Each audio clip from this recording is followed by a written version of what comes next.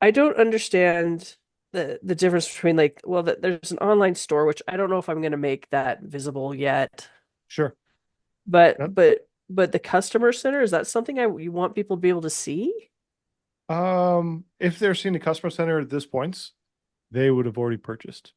So, yes and no. At least for this specific product, people are just being introduced to your area. Uh-huh. I wouldn't necessarily say that I would put it there, only because you're selling Okay. it within the funnel and it doesn't make sense for them to get distracted again, Right. um, and think that they didn't actually buy it. That's the only thing I would say there. But um, customer center is going to be part of like the customization part of courses. So in courses, you have the default view, which is considered the learning hub, which is kind of what I was showing earlier before, like with like the community tab up top, the courses, and then the affiliate center. Do you remember that? Mm-hmm.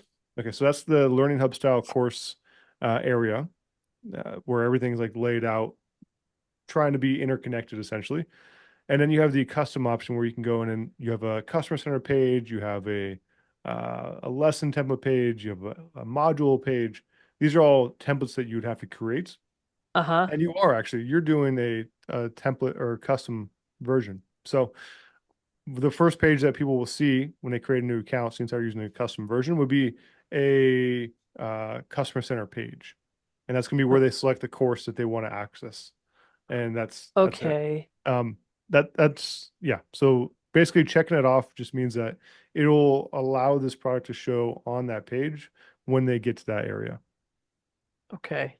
And seems how you're sharing it or selling this in a funnel, they won't, they'll already have purchased the product in order to get access to this area.